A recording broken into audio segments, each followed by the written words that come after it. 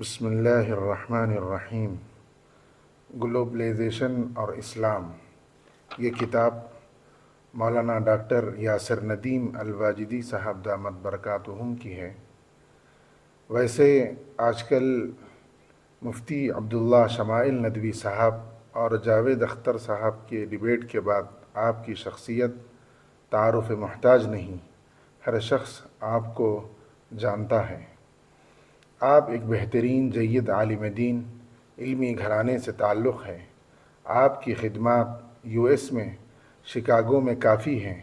اللہ تعالیٰ نے آپ کو عقائد کے موضوع پر خاص مہارت عطا فرمائی ہے اور اسلام پر اعتراضات کرنے والوں کو بہترین انداز میں سمجھانے کا اچھا ملکہ رکھتے ہیں۔ مولانا ڈاکٹر یاسر ندیم الواجدی صاحب کی یہ کتاب گلوبلائزیشن اور اسلام کے چند خصوصیات آپ حضرات کی خدمت میں پیش ہیں۔ یہ کتاب ایک نہایت بصیرت افروز تصنیف ہے۔ اس کتاب میں جدید دور کے عالمی مسائل کو اسلامی زاویے سے پیش کیا گیا ہے۔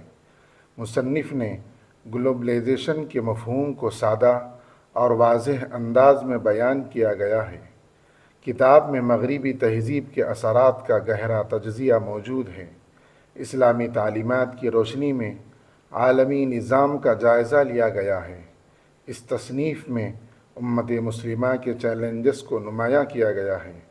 مصنف نے قرآن و سنت کی بنیاد پر دلائل فراہم کیے ہیں۔ جدید فکری شبہات کا مدلل جواب دیا گیا ہے۔ کتاب کا اسلوب نہایت شستہ اور دلنشیں ہے۔ ہر موضوع کو ترتیب وار اور منظم انداز میں پیش کیا گیا ہے۔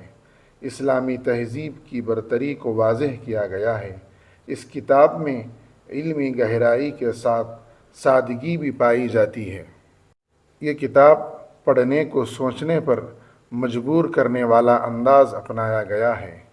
اس میں امت کے زوال کے اسباب پر روشنی ڈالی گئی ہے۔ دور جدید میں اسلامی شناخت کی اہمیت بیان کی گئی ہے۔ گلوبلائزیشن کے مثبت اور منفی پہلوؤں کا توازن کے ساتھ ذکر کیا ہے۔ کتاب میں نوجوانوں کو مضبوط رہنمائی موجود ہے۔ مصنف نے فکری آزادی اور اس کے حدود کو بیان کیا ہے۔ اسلامی معیشت کے اصولوں پر بھی گفتگو کی گئی ہے۔ کتاب میں میڈیا کے اثرات پر بھی بحث کی گئی ہے۔ مغربی کلچر کے نقصانات کو واضح کیا گیا ہے۔ اسلامی اقدار کے تحفظ کی تلقین کی گئی ہے۔ مصنف نے امت کے اتحاد پر زور دیا ہے۔ جدید ٹیکنالوجی کے استعمال پر متوازن رائے دی گئی ہے۔ ہر باب میں مثالوں کے ذریعے وضاحت کی گئی ہے۔ کتاب میں علمی استدلال بہت مضبوط ہے۔ ہر باب میں مثالوں کے ذریعے وضاحت کی گئی ہے۔ کتاب میں علمی استدلال بہت مضبوط ہے۔ اس میں فکری بیداری پیدا کرنے کی صلاحیت ہے۔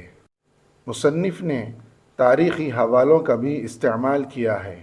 اسلامی قوانین کی حکمت کو بیان کیا گیا ہے۔ کتاب میں مغربی نظریات کا رد مدلل انداز میں کیا گیا ہے۔ اسلوب نہ تو بہت مشکل ہے نہ ہی بہت سادہ بلکہ معتدل ہے۔ مصنف نے امت کے مستقبل کے لیے امید دلائی ہے۔ گلوبلائزیشن کے اثرات سے نمٹنے کے طریقے بیان کیے گئے ہیں۔ اس کتاب میں اسلامی تعلیمات کو عملی زندگی سے جوڑا گیا ہے۔ کتاب میں فکری وسعت اور گہرائی دونوں موجود ہے۔ مصنف نے دلیل اور حکمت کے ساتھ بات کی ہے۔ اس میں جدید اور قدیم علوم کا حسین امتزاج ہے۔ پڑھنے والوں کے ذہن میں پیدا ہونے والے سوالات کا جواب دیا گیا ہے۔ کتاب دعوتی انداز بھی رکھتی ہے۔ اس میں اعتدال و توازن نمایاں ہیں۔